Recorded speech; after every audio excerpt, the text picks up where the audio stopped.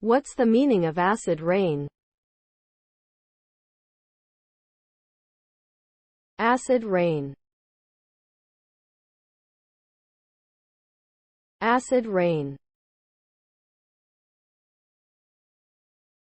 Acid rain. Acid rain.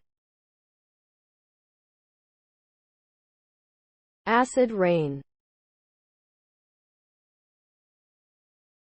Acid rain is rain that has been made acidic by certain pollutants in the atmosphere.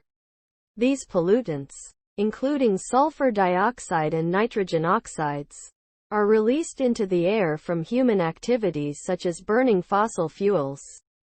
When they mix with moisture in the atmosphere, they form sulfuric acid and nitric acid, which are carried by the wind and fall to the ground in rain or other forms of precipitation.